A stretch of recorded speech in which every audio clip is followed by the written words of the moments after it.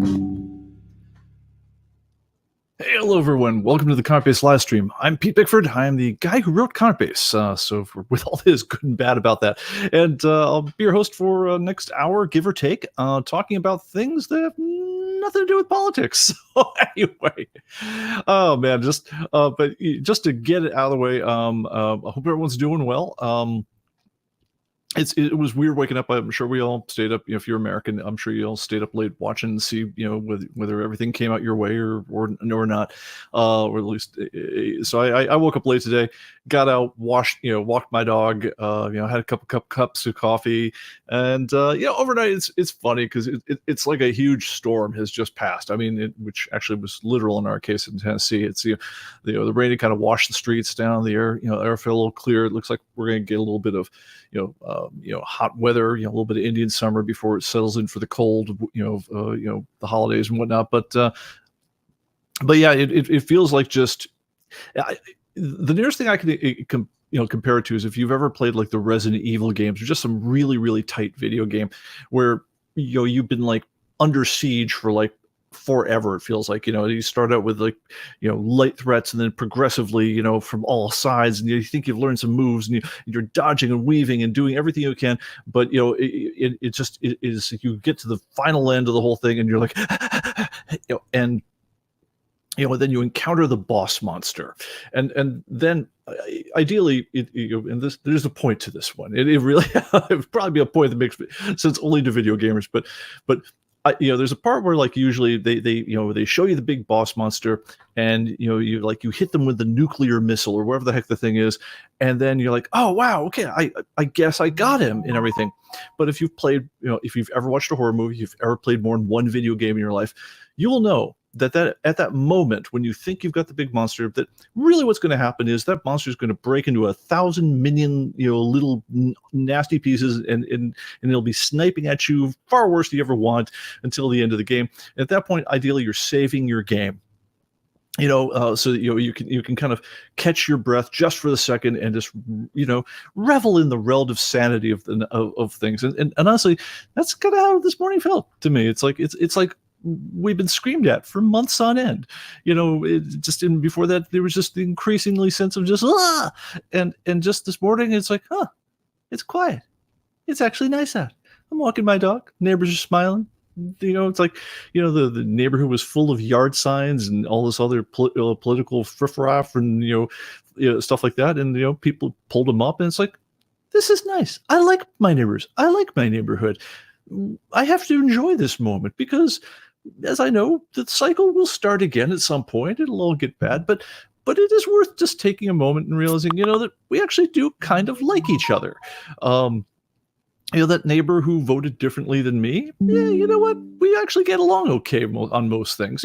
Probably a couple of issues that we don't, but honestly, most of what is wrong in the world is people whose job it is to make it wrong in the world are working very, very hard to get us at each other's throats most of the time, and then they benefit from that. And so we've got just a moment. I mean, I gotta admit, I'm not an optimist. I mean, I'm old enough now that it's like, I've seen the pattern a few times, but it's like, we at some point, 2, 4, 1, 3, 13 minutes from now, we'll be at each other's throats again. It's kind of the way the whole system works. The incentives are such that it goes, but we should save our game right now. Just pause, take a moment, and say, what if we weren't doing the same thing we did all this other time, and might that be better? But for the moment, I'm just going to say I'm glad it's all over, and hope you're all doing well. And I'm kind of energized.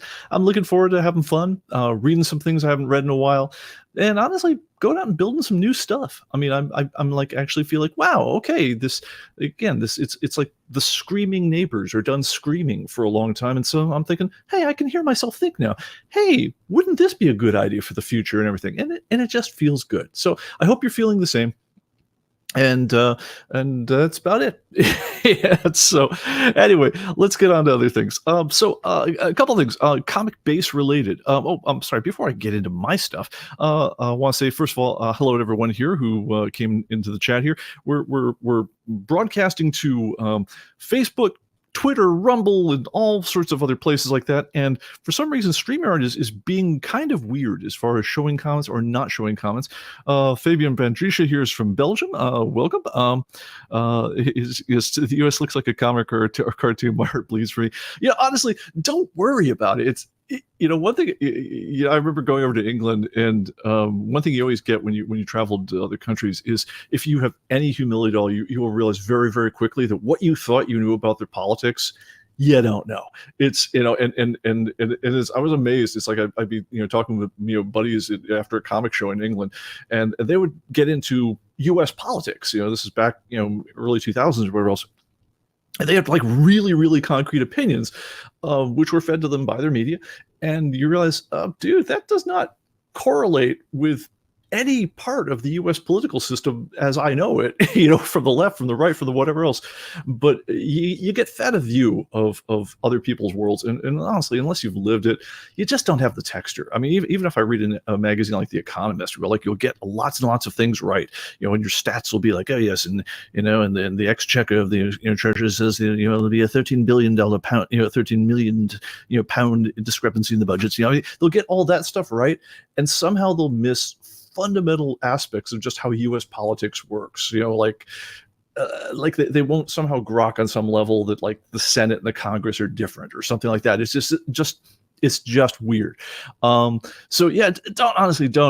I after traveling over to England a lot, I was like, okay, so my friends do not get U.S. at all. It's like watching from an alien planet, and so you get like a really strange view of what's going on in the U.S. It ain't going down like you think it is. It really isn't. Honestly, we're good. We're fine here. Most of us are getting along just fine with our neighbors. The place isn't burning down. It might be speaking ahead of time in terms of DC and Seattle, but for the most part, if you actually just meet people, you realize that you got a lot in common, and you can talk, and you're mostly fine. But and I also realized trying to read, like I go in the subway and read like all the papers in Britain, and I try to understand British politics. Equally hopeless. So I'm like, yeah, don't worry, but we appreciate the concern. We do. Anyway, so hi to Gregory Hecht. I'm sorry, unfortunately, guys, if anyone who chimed in earlier, for whatever reason, the comments have just decided to a couple of decided just to clear themselves. And now they're repopulating. Dr. Pete coming in from Capitola. Welcome. And Xanadu Comics from Seattle, and to anyone else here whose comment just disappeared or reappeared. Anyway, welcome to the stream. We're happy to have you. All right, so back to ComicBase news. So reading, so I have a request. I have cleared mostly the space behind me, but I've received a whole bunch of boxes full of comic booky type things, and I'm realizing that I don't know what to read anymore these days. All my old favorites have kind of been discontinued. Some of the other ones hit kind of soft points and things like that. And honestly, I need some new recommendations. So I'm calling all comic collector fans, and honestly, if you're just reading fiction or just something like, I'm not for nonfiction just at the moment. Too much seriousness. But if you guys have anything that you're genuinely enthusiastic that you've been reading, could you post it in the chat here? Because I need some hits as far as new things that to get into.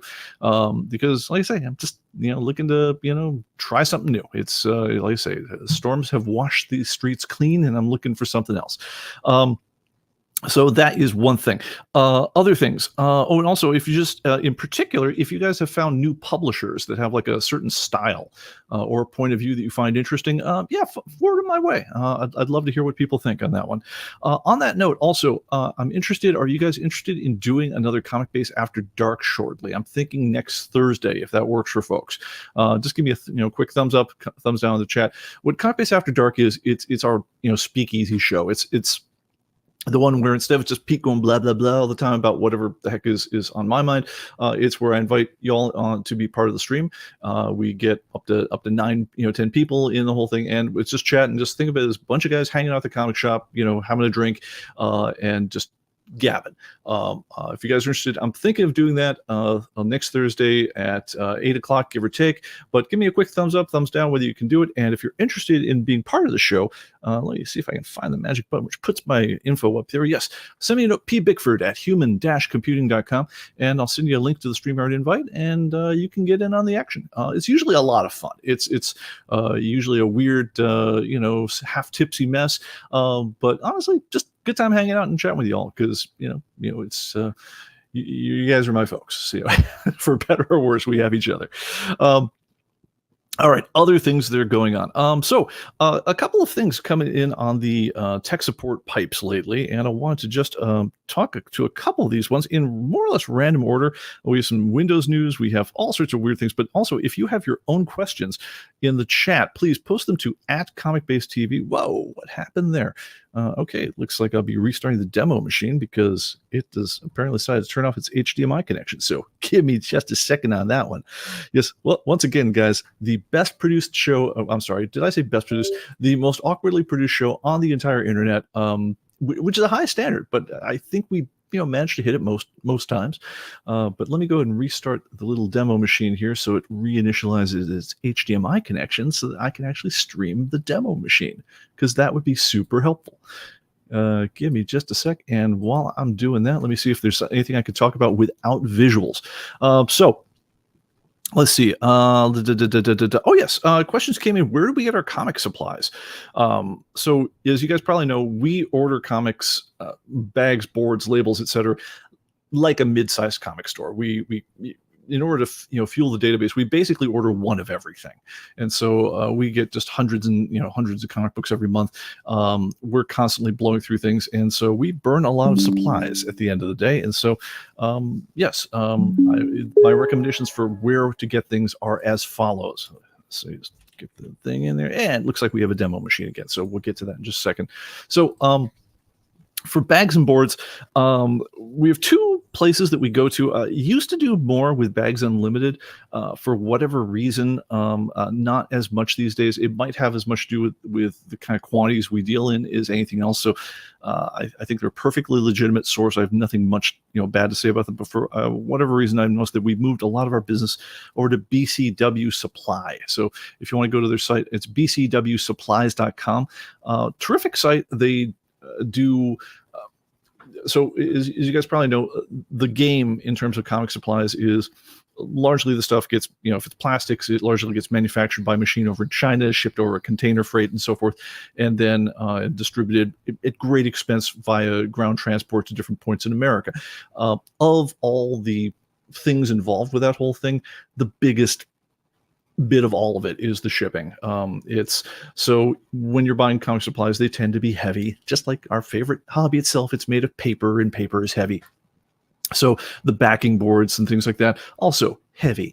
And so you're going to take it in the neck on comic supplies unless you're dealing with a company that is building in the shipping cost into the product. Amazon, if you ever buy things off there, like if we ever need like title of ours, like we've just run out and no one thought to order and we need them fast, I'll pick them up off of Amazon, which of course buries the shipping cost into our Prime subscription or whatever else.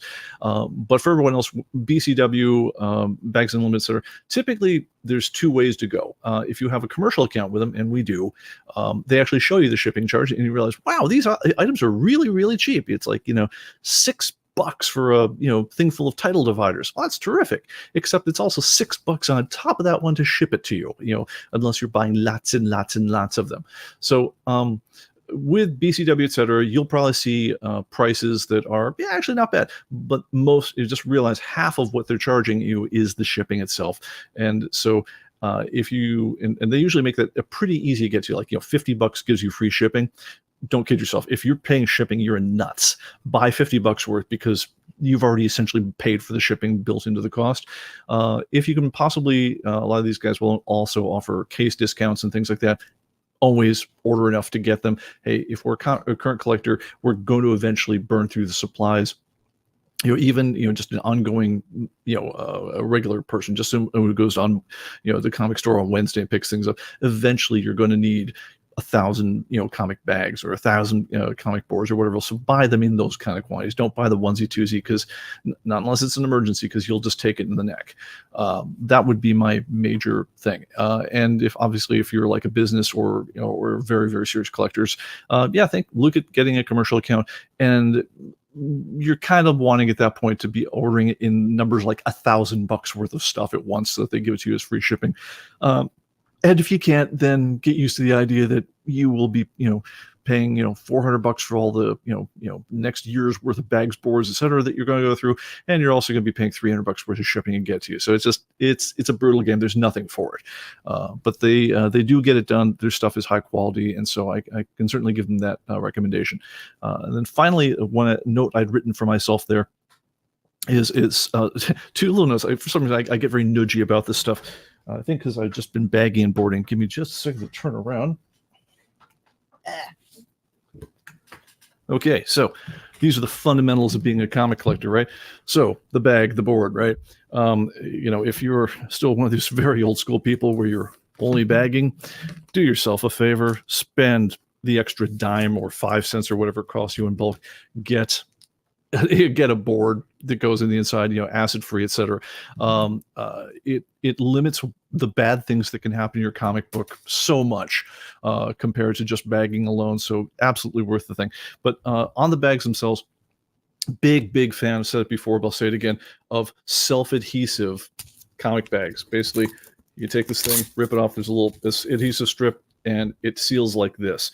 Now, the reason you care about that versus, hey, what's wrong with tape? Tape's a little cheaper. I can even go faster with tape, and I don't have to, throw away all the little futzy, strip, backers or something, which are really annoying, by the way, when you're throwing them away, because they defy gravity and all sense. They're powered by static electricity. And so unless you're starting with a very empty trash bag, you'll be throwing them with great force into your garbage and watching them levitate back up at you. It's the most annoying physical thing ever. If any of you guys have ever come up with a really great solution for that other than start with an empty trash can, let me know. But anyway, with all that said, why the heck would I say always make sure you get self-adhesive bags on these whole things, even though they, I think, probably cost an extra penny a bag or something? And the answer is, when you're filing your comic books and you're going to be shoving this thing back into a bunch of, similarly, bagged and board things, if you don't have, so if you have the self-adhesive one, this is a seal all the way down the line on this one, where it's sealed at every point. I can't run my finger up and down it and easily hook the tab. With tape, unless you're going to use just enormous amounts of tape, which would be ridiculous, to seal it in the same way. As you shove this thing into the box next to the other ones, it is going to tend to pop up every once in a while, break this tape seal, at which point, as you're flipping through your comic books, you'll always, and I mean always, see a couple out of the box will have popped their tape, and they'll be peeking up, and it makes so you can't easily flip through the whole thing. You can't scan down the list. It looks like hell. It's just annoying. Don't do it. Anyway, so self-adhesive, big fan. And then the secondary thing that no one thinks about, but which winds up being just incredibly useful, is the adhesive they use on the back of these things is very weak intentionally. It's just strong enough to make a really cool sound into the microphone. But if I put my finger up to it, it's like slightly tacky, but not really. I mean, it's like essentially the same kind of adhesive they would put on a Post-it note. And so if you happen to, if you use real tape, obviously it sticks, it holds very well, and it also is just like those, these little guys are magnetically, it will levitate out of your, garbage bag. Real tape dangling from a comic bag that you've opened up is magnetically attracted to your most expensive comic book's cover, and it will latch the plastic as soon as you take the thing out there, unless you have impeccable technique of bending the thing backward as you remove it and reverse bending it back to keep the tape well away from it as you re-sleeve it. You will find out that, I don't know, it's some percentage, you will inevitably stick a piece of dangling tape onto your most expensive comic book, and then no matter how carefully you try to peel that tape off of the thing, you will take part of the cover with it, reducing the value of that comic book by tens, hundreds, thousands of dollars. So never ever do it. Self-adhesive all the way. Strong recommendation. Okay, anyway, so this is stuff you get from the ComicBase live stream that you don't get on any other podcast. So I'm glad you're here. All right. Other thing I will tell you from having bought way too many comic dividers in my life. So first of all, just for organizational purposes, if we have a new title, it gets a new comic divider. I have no patience at all for flipping through 80 different Spider-Man specials and having to go through each one and try to figure out which one is Spider-Man, Venom Unleashed, the Fall of Kane or something. I want to look at one place and pull one comic book to get that thing. I don't want to go through, oh yeah, Spider-Man specials are all in this section, and then I have to look at 80 of them to find the one I'm looking for. So every time we get a new title, it gets a new title. The new title gets a divider label put on. ComicBase will print those. It'll do it for both sides. Also strongly recommended because as you put these things in, you're going to want to be able to flip it if there's another divider sitting right next to it, because that way you have the ability to scan just by looking down the line in your comic box, as opposed to having to move them all out of the way in order to read them. Anyway, with that said, if you're going to play the title divider game at all, always buy the exact same height of dividers. Early on in our life, when we didn't know how to get dividers of different types and things like that, it turns out they very helpfully, the people who make these things make them in different sizes. Some of them about a half an inch shorter than the others. And so this is one. Here's what's called a tall title divider. You wouldn't know it, except that if you were to measure the whole thing, it sits above the box so that this tab is just peeking up over the size of all the other comics. It's just the way it goes. If you have a shorter title divider, it doesn't peak up quite as much. And the bigger problem is that if you have those mixed and matched within the same box, the short title dividers get completely obscured by the tall title dividers. So for the last 2 years or so, as we've been going through and new titles come out and we sell different things on Atomic Avenue and we get rid of old sections, we sell the last comic book of a title, and so you don't need the title divider anymore. If it's a short title divider, we haven't been recycling it. We haven't been sticking a new label on it. We've just been throwing it in the garbage. So whatever size you commit to it all the way. Don't mix and match, because you'll make yourself crazy and future you will hate you. And as we all know, the entire business of life is to make it so future you does not hate past you, because you got to be able to live with yourself. All right. So like I say, it's the kind of commentary you don't get anywhere else. Want to say, let's see. Oh, that's interesting. D.A. Libby says, my local comic shop turned me on to using Avery dots to seal my comic bags and boards. Well, interesting thought. I don't know a lot about Avery dots, but I would be curious to know more. Greg Heck says, by all that is holy, be sure to only buy bags with adhesive on the body of the bag, not the flap. Oh God, yes. I think I want to say 30 years ago, I saw ones that had adhesive on the flap, which is insane, because again, you're asking for trouble. On the body, it's kind of like it's on the back of the thing you're trying to push it into, so you can't accidentally hook it. But the funny thing is, and if I could reach further, I'm tethered in with my own headphones right now, but if I could, I would actually pick up a comic book, fresh out of the box that we just got in from the indexers.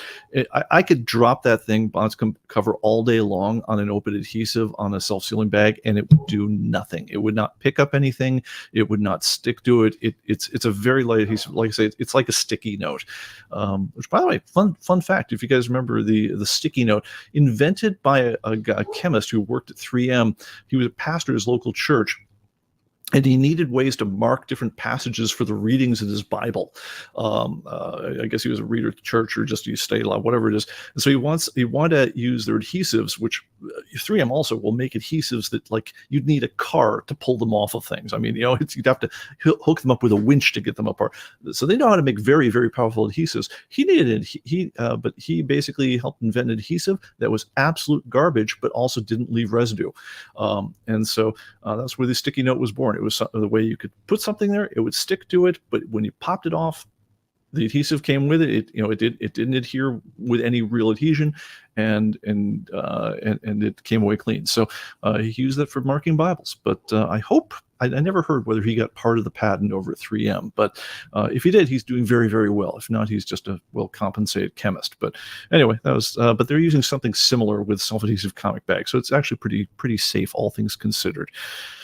And hello, Dad, joining as well. Okay, so moving on to other things. All right, so yeah, let me go on to the first thing I want to show you on the demo machine, which is now up and running. Hey, look at that.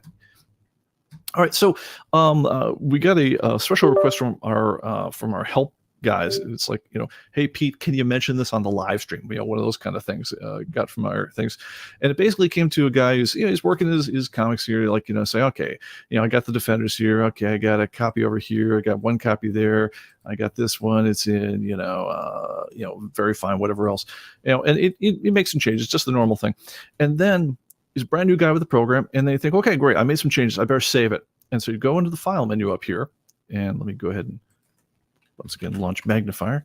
So you go up here to the file menu, and because that's how you do it in with anything, you got to save your changes. So you see file, and he didn't see save because for reasons I'll get to in a moment, he saw save a copy, and so he'd save a copy, and he'd save a copy as database, and it would be called copy of my collection. Okay, great, and then he'd save that, and then it would go back to his thing. And then he'd go the next day, and he's like, "Oh, hey, where's my work?" Because he just saved, he got confused at some point, and then he made backups, and then he had copies of backups, and whatever else. And so the poor tech guys that were on our line were saying, this guy had like 100 backups of what he was working on.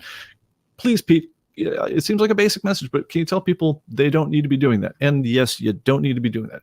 Databases, it's just a fundamental difference in how stuff works in databases, which is, again, it is different than other programs. So I absolutely understand why there would be confusion on this. Is with other programs, like let's say you'd written something in Word or Google Doc, something like that. You type something, and when you want to stay there, you hit save. You got a spreadsheet, and you type it, and you want to save. You hit save because up until that moment, it had loaded it from the disk into your computer's memory. You'd altered what was in your computer's memory, and then save writes it back down to disk again. That's what saves it. Databases don't work that way at all. Databases are always a little bit on disk and a little bit in memory.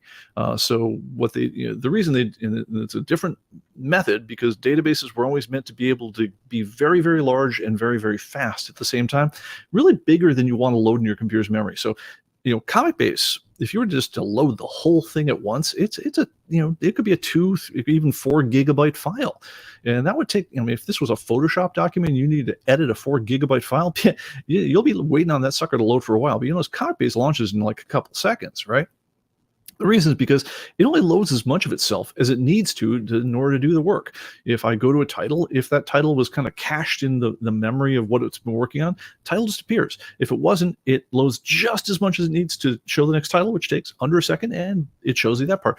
And every time it needs to make a change, it actually writes that part of disk or marks it for writing all right away. It does it all the time. There's no need for an explicit save because every time you change anything in a database, it's always saved. If I were to just go to another title or whatever else, when I come back here, those changes that I made.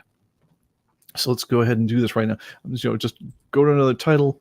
If I exit the program and if I come back and I look at it, that issue number 6 and very fine would be there, but honestly, it was saved the second I went to the next field.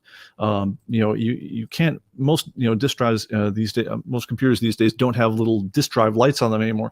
If there was, you'd see just that little tiny blink as it was going off every time you're bouncing to the next thing here. Now, in reality, it's not actually hitting your disk drive all the time because there's some very sophisticated things that your computer does to cache things in out of RAM and store up write buffers and things like that in order to keep it very, very safe.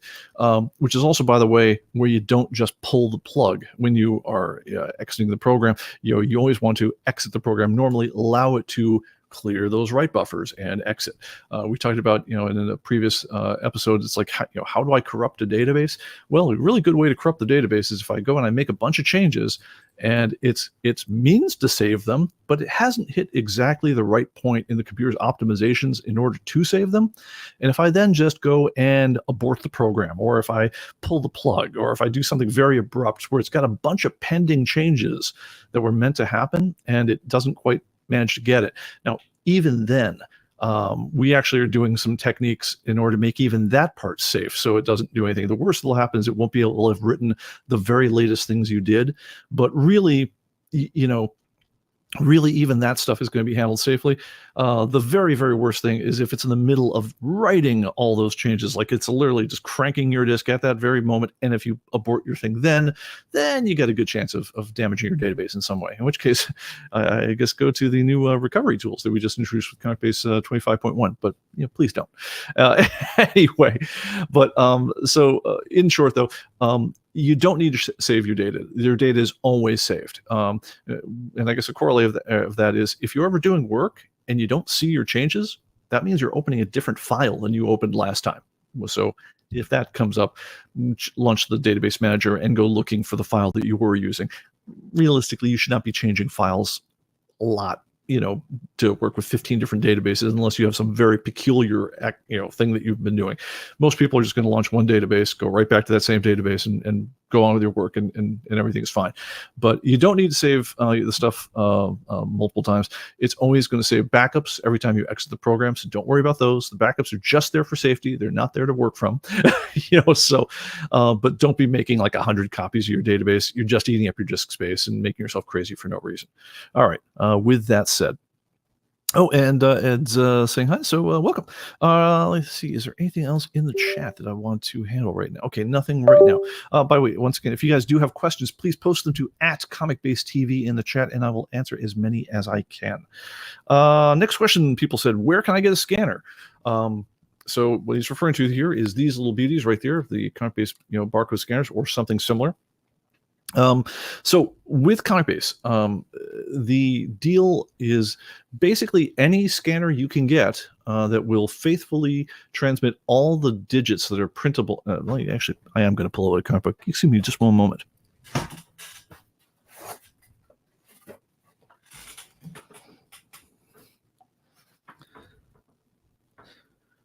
As I quickly check and make sure that I didn't pull out a completely inappropriate comic book. Sweetie the Candy Vigilante. All right, it's the first one that was on top of the box. But anyway, if we're looking at a barcode, which is this guy right there, as long as you've got a scanner that will faithfully scan every one of those digits, including the small ones over there, and not add or remove anything. So it doesn't put any prefix characters in. It doesn't add any check digit characters. I mean, just what if what you get, and you can test this, by the way, if you just open up WordPad or Notepad or just anything that will return text, if you take your barcode scanner, put it up to a comic book, scan it, and compare it to what you see on the comic book. If it got all the digits, even the small ones, and it didn't add anything, that scanner is going to work great with ComicBase. So you're done and done. All right, where scanners typically go wrong, unfortunately, is if you just buy a rando scanner off of eBay or wherever you get it, where they typically go wrong is one of two things. Either they're going to add in some kind of, I've got a better thing to do here. I can pull up a comic with a barcode on it and I can point to something. That would be better than trying to make my poor camera do something that it does not want to do. All right, let me go in ComicBase here, flipping through to the demo machine. All right, hey, this will work. All right, so here's a picture of Defenders 3rd Series #1, and let's bounce down to here. All right, that's easier to point to. All right, great. All right, so if we're looking at all, so if I'm pointing my scanner in, I pulled up, say, WordPad, or which by the way just went away with Windows 24 H2. All right, so I pull up Notepad and I scan this guy. If I get 75960605525 8001111, if that's what comes out of the whole thing, it's going to work great with ComicBase. Where if you pick up a random scanner off of Amazon or eBay or whatever else, where it will typically screw up is either that it will get this part, the 75960605525 8, or it will add some extra digits. But more commonly, the whole trick is that it won't have picked up this part right here. And as you guys probably know, because we hit this half a dozen times in the live streams, what's this part right here mean? Well, it's actually 3 different groups. The first group is the first 3 digits. That's the issue number. 001 means issue number 1. The second group here, it's this digit right there. That guy is meant to be the variation number. And the last one is meant to be the printing number. Now, obviously, if you get more than 9 printings, you get more than 9 variations, then they start messing with these last 2 digits pretty good, and you get what you get. But The whole point, though, is if all your scanners kicking over to ComicBase is 75960605525 we have not got enough to tell you what barcode that is, and we're going to say, yeah, comic not found. So with that said, any barcode scanner that you can hook up via USB or wirelessly or whatever else that will get you all that, go for it. It'll work. Because a huge number of barcode scanners on the market will not do that, we actually were forced to source our own. And it's funny because I was cleaning out my closet just earlier on today. Reason of another demo that I may show. And I found a couple other boxes of barcode scanners from rejected samples that we got from manufacturers, because we went through a lot of different manufacturers before we found one that worked properly. Anyway, this one is the one we sourced now. It's the ComicBase barcode scanner. We got our own little sticker on it, even had that put on. But anyway, these ones here are going to always get all the right stuff. It's configured right and so forth, and you go from there. If your barcode scanner, if you've got one and it's not working right, there's a chance that your manufacturer will have a configuration set up that will help you, in which case talk to your manufacturer, tell them that you need instructions on how to get the supplemental, is what you call the little bit there on the far right of the barcode. That's the this little bit right over here. Tell them I'm scanning an EAN13 code and I need instructions on how to get it to always recognize the 5-digit supplemental. And if you can get them to answer that question, it's possible you just scan a couple of extra codes with your barcode scanner and it'll work. But if you can't, or if that all just seems like way too much grief for you, by all means, we sell a barcode scanner. So it works really well, and we've done pretty aggressive pricing on it. So certainly just buy a barcode scanner from us. We're happy to help you out with that one.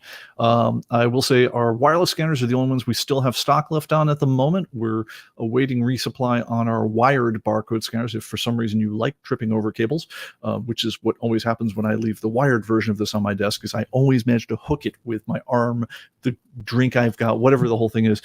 So I'm personally a big fan of the wireless one, but different strokes. Anyway, so the wireless ones are in stock, and we can make that happen for you. All right, so moving on. Let's see what else we got going on here. Okay, I'm gonna hold. I think, where are we on time? 37. Okay, we might. Okay, so there's a tech tip on how to use your webcam as a video camera. You guys, if you could give me a quick up or down in the chat, is that something you guys are interested in hearing? Because that's a new feature of ComicBase 24H2. I thought was pretty cool. And I was going to use it as an excuse to actually show off some of the setup over here. But if that's not interesting to y'all, then I will push on for something else. But just give me a quick heads up. Give me a barcode scanner. Black Friday. Okay. Yes, perhaps there will be a Black Friday sale. Who knows what happens on Black Friday? Anyway, I don't know. That's answering the chat on that one. Okay, so let me see. All right, so I'm going to push on for the moment on other things. Question came up of how do I reprice all my comic books to be set to their current values? This actually was a more interesting question than I wish it was. So let me talk about what's going on here and why you might want to. So, all right, so let's go over here to our friends. Now let's go to a series that's actually worth something. Let's go to Defenders. Let's make it first series. Defenders third series. I don't recall it in any particular detail, but I'm going to say it's not the most interesting series for me. All right, but let's say we got a Defenders number 1 over here. All right, so there's a couple of things here. So there's a price, which if you had this one in your mint, the default price $330, and what you don't show it by default, but you can show is if you choose to set up and choose the different columns, you could say show me the 2024 price of that. You can actually show that as a column here as well, because if you have the any of our versions of ComicBase, you'll see its current value, but then you also see the price of your particular copy in the condition. But let's go ahead, and I'm going to show, this is in the Pro, this is actually the Archive Edition. The Pro and Archive Editions have not just the current value, the current year's value from 2024, but also shows the value from the last 4 years. So you can actually get an idea of how it's changed over time. So 2021, 205, and then 200 went down a little bit, stayed down there, and then it went up quite a bit last year. So that's interesting. Anyway, but that's what's been going on with this one here. But these are the near mint values. All right. What about the price? Now the price is how much I'm selling it for. Now, by default, the selling price is going to be its near mint value. All right. That's if I have a near mint copy. All right. Let's change one of these factors. I'm going to say, what if I have a fine copy? All right. Well, then you'll notice that the selling price it's going to suggest is now only $109. It didn't change the value because this is the near mint value. It's not the value in that condition. It's the near mint value. And the way you get the value in a given condition is you multiply it by a grade percentage, which is baked into all the different grades down here, which you can actually see that. Take a little brief detour over here.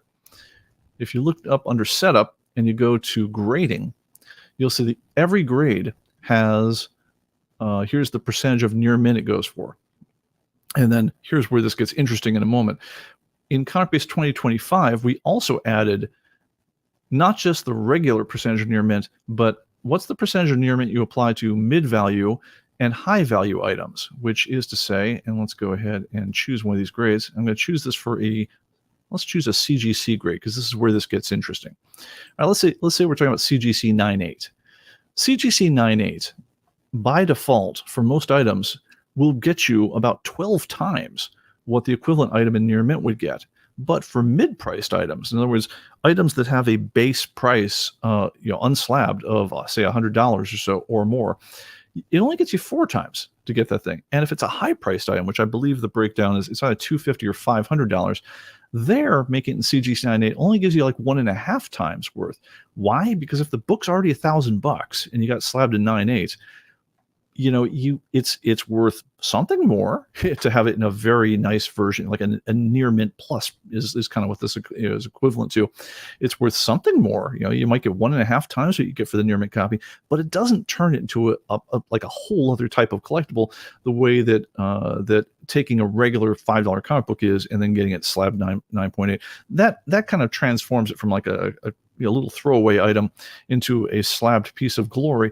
Whereas if I've got something that's $1,000 to buy the thing to start with, it's just understood that I'm going to be slabbing it in most cases in order to transact the sale. I mean, it's actually rare to find one that's unslabbed.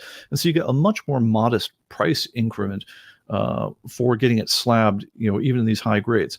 Now you'll notice for the standard Overstreet grades, they're the same grade across the board, right? It's only really with the CGC grades that there was like a real relook at this. And you'll also notice that they really only apply to the very top of the CGC scale. As soon as you dip down to like the 5.5s, it's basically the same grade across the board. So 6.0, yeah, this is actually an interesting little reversal. You actually get a little less if it's a cheap book in 6.0. For most of them, though, you get it's fine.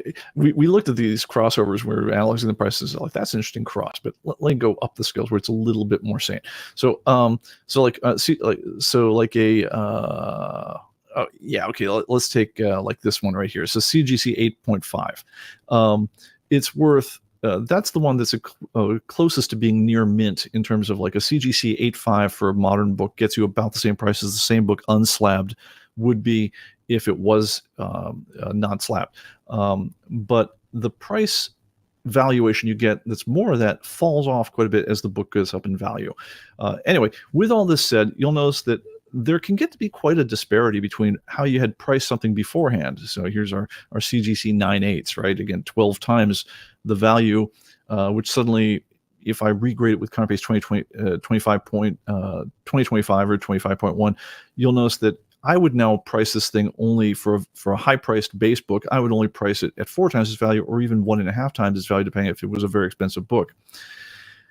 Well, one thing that we didn't fully factor into our release strategy on this whole thing is that when you took your books the very first time, when you, let's say I'm the kind of guy who has a lot of CGC books, and we knew, and we did experience this, that people who had a lot of really nice books, like here's Defenders #1.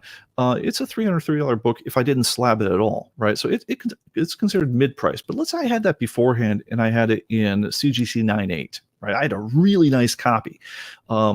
And so beforehand, it was reporting that its value would be something crazy, like 12 times 330. So that's what would be reporting its value for.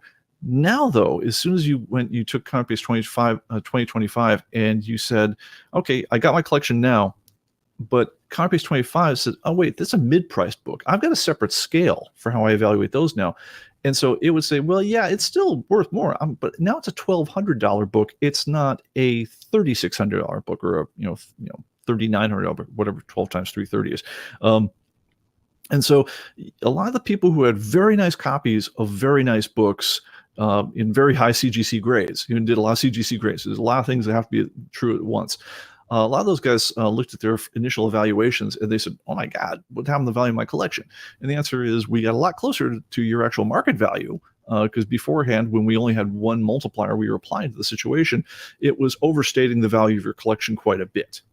You weren't really going to get 12 times its regular price. If a buddy of yours had the unslabbed copy of that same copy of Defenders #1, your copy might sell for $1,200 and his might sell for $330, but your copy isn't going to sell for $4,000. Well, his sells for $330. So it was much more in tune with the actual dynamics of the market, but it was a real adjustment because, again, there before had only been a single point of inflection in terms of being able to model the value. So what had happened to a couple people, first of all, once they got over the initial shock of just, wait a minute, we did a better guess of what your collection's really worth. If you fit this exact profile.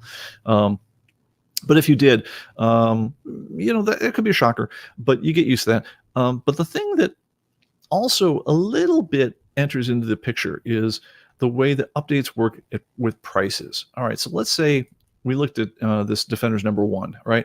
And we looked at its price history, and you saw that there was it was 205, then it went to 200, and then 200, and then it bounced up to 2024. All right, when you download an update, and let's go ahead and I'm gonna say force check for updates. All right, you get these options every time, and it defaults to this. It defaults to update your items with the current guide values, and then also update the selling prices to match the current guide values. Sounds pretty straightforward, right? So if my book went to, it was at 200 and it went to 330, and I have a copy and it's, I want to list it for sale, I'm going to update the thing to, go according to its new value price. All right. There is a small point that winds up being pretty important about how we do updates, which is causing a little bit of trouble, and I'm going to tell you to fix it. This is a very long way to get to the point. Is when you notice how when we do updates, and it says and now I'm updating your comic prices. It's loaded up a list of all the new comic prices, and it knows the list of your collection, but it only updates things that are different. So if it doesn't think your comic value has changed, it doesn't bother trying to update that issue because it would take forever. I mean, who wants to update a 1.25 million comic books every week if only 20,000 of them have changed values? All right, so now let's say you're that guy. You're that guy with the 9.8 copy of Defenders #1, but it hasn't changed value in the market. The near mint value of Defenders #1 hasn't changed since, say, August. No new activity has pushed it very far from its current base value. And so we still think that the current value of that is $330. All right. You have been saying, hey, update my stuff with the current pricing, but now you're wondering because you notice that the value of your collection, if I total up all the values, is one number, say $500,000, but the price of your collection is still reflecting the way too high price that you had beforehand. Now, granted, this may never happen to you because this is the kind of user who'd be reading a lot of analysis reports that ComicBase will make available to you. So if you go to the stats and you say, hey, why is ComicBase statistics? Why it'll show you both the value and the current pricing of all the items in your collection. But if you're the kind of guy who really watches this may have bugged you, and it probably, unfortunately, again, very specific set of people could get bugged more than we paid attention to when we did our release strategy. What has actually happened is if the base value hasn't changed on those things, and you had the too high price left over from before, when we had the old grading standards for the CGC books, and you had the very nice copies, then at that point, then the value and the price of your collection can get significantly out of whack. And now, normally what will happen is the market changes all the time, and we're always posting new updates, and eventually there would be a price change or a value change to that particular comic book, at which point, if you had the standard options chosen, it would also reprice your copy to bring it back down into line. But let's just say you're watching everything very carefully, and for whatever reason, the particular comic books you're watching right now that you spent a lot of time and money getting CGC'd have not been updated yet. And so you're wondering, what the heck, guys? It's you've got the price at $1 quadrillion. The value is at $250 billion. Why is it so different? Because if I go to say, I'm going to change the here's the selling price, $330, here's the value, $330, and if I change the condition and I'm going to make it a CGC 9.8, right, you'll notice that it has now moved the selling price to $500, whereas beforehand it might have moved it to 12 times 330, so 3,600. 500's again a lot closer to being the real price of a CGC 9.8 of this one, but up until the moment I went and changed it, it won't have updated the price. It still had the old price hanging out here of $3,000 or something. All right, so we got this call, and honestly, we deserve to get this call because honestly, we've only ever changed the grading scales in ComicBase once in the entire 33 history of the company, and we didn't think through all the angles as hard as we maybe should have.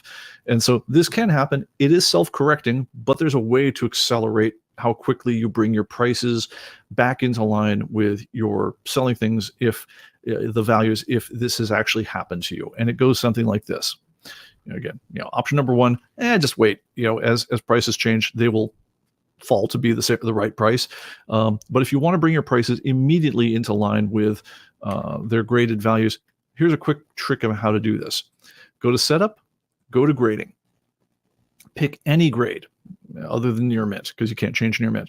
Let's say I'm going to take Fine. All right, double click on it, and it'll say, all right, here is the Fine, etc., blah, blah, blah. Don't even change a thing. You don't need to. Hit Save. All right, and then go out of here, close the window. You will get a message that says, hey, I noticed you've been playing with your grades. So we have to update your collection values. We have to go and recompute the underlying value of all your collections, because we're not quite clever enough to figure out that you haven't really changed everything. We just know that you hit save.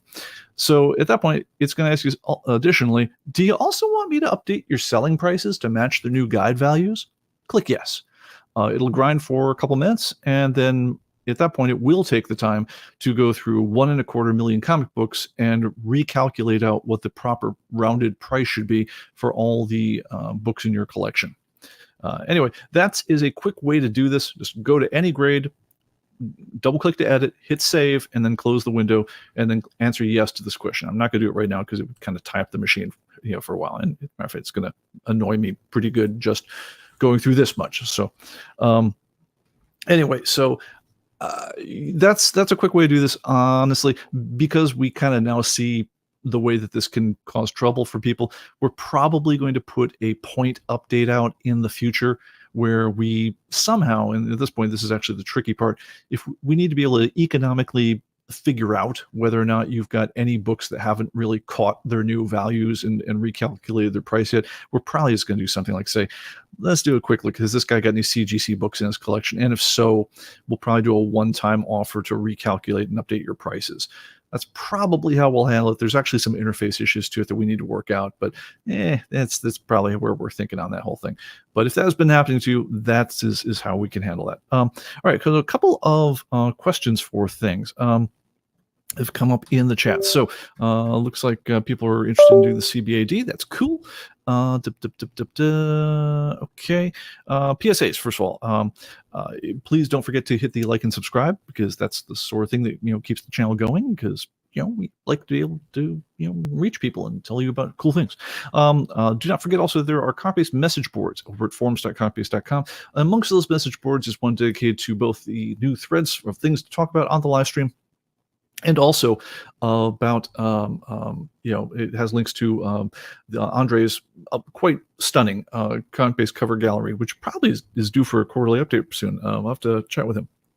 But just imagine all those incredible number of comics covers that are in ComicBase. Imagine them in printed form. It's insane, but it's quite a thing to look at if you just want a visual reference all at once of just everything. So anyway, and also, hello, Scruffy, and there's that. All right, so I think we're getting toward the end of things, and I'm also starting to lose my voice. So I'm going to probably hold off on some of the other tips that we had stacked up on the whole things. And looks like, okay, so yeah, I think that's most of what I want to do for now. I'm trying to think if there's anything else super sexy. Yes, I wrote a note to myself. Yes, there's also the very sexy question. I actually wrote that, of data import. Anyone can, yes. I'm going to put out the request of this one very briefly. If anyone who is in the sound of my voice has data that they are looking to bring in from any other source, could be another program, could be your own spreadsheets, could be text files, it could be a website. But if you have data that you're looking to bring in from any other place where you've been somehow keeping track of your comic book collections, please, once again, reach out to me, pbeckford@human-computing.com. Whoa, that is not what I meant to do. Well, now we're on rolls. All right, guys, that's it, and we'll catch you on the next one. That's what I get for pushing the wrong button, guys. Best boost show on the internet. Once again, see y'all next time.